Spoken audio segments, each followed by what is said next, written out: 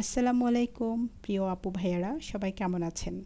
সকালে ঘুম থেকে ওঠা থেকে শুরু করে রাতে একদম বিছানায় যাওয়া পর্যন্ত কিভাবে একটা হেলদি দিন পার করা যায়, এইটা নিয়ে কিছু আলোচনা করব।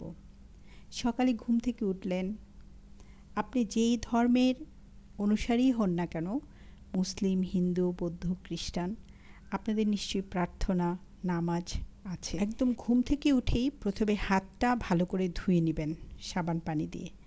তারপরে বাসি মুখে আপনি ১ গ্লাস পানি খেয়ে ফেলবেন। আর পানিটা খাবেন হলো বসে ধীরে ধীরে, ন্যূনতম ৩ অথবা ৪ সিপে। পানি খাওয়ার পরে এবার আপনি অজু করলেন।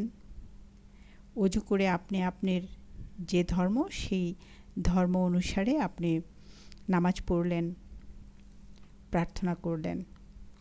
তারপর আপনি একটু সময় করে একদম 25 থেকে 30 মিনিটস একদম মুক্ত বাতাসে হেঁটে আসুন। দেখবেন আপনার মন শরীর একদম প্রফুল্ল হয়ে গেছে। এবার ফিরে আসলেন, আসার পরে আপনি একটা শাওয়ার নিয়ে নিন।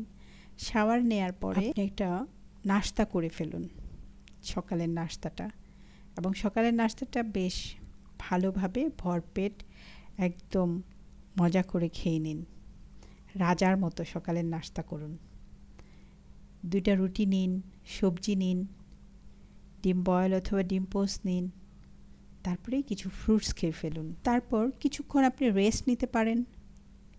তারপরে আপনি অফিসে যান অথবা আপনি যে প্রয়োজনীয় কাজগুলো আছে একটার পর একটা করতে থাকুন।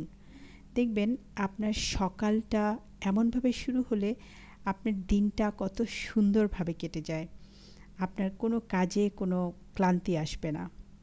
তারপরে দুপুরের খাবারটা ১:৩০ থেকে ১:৪:২টার মধ্যে কমপ্লিট করে ফেলুন। এবার কিছুক্ষণ রেস্ট নিতে পারেন।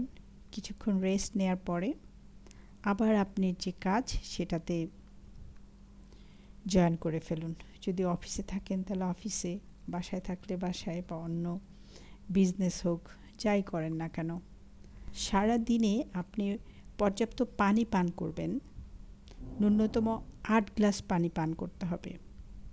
দুপুরের খাবারটাও থাকবে সেরকম হেলদি। আপনার লাঞ্চের প্লেটটা ৪টা ভাগে বিভক্ত করুন।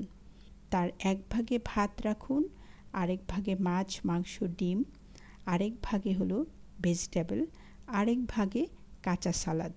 বিকালে একটা স্ন্যাক্স খেতে পারেন আর নাও খেতে পারেন, কিন্তু পর্যাপ্ত পানি পান। রাতে একটা হালকা ডিনার করুন ৭:৩০ থেকে ৮টার মধ্যে, এবং ১০টা থেকে ১০:৩০টার মধ্যে ঘুমিয়ে পড়ুন।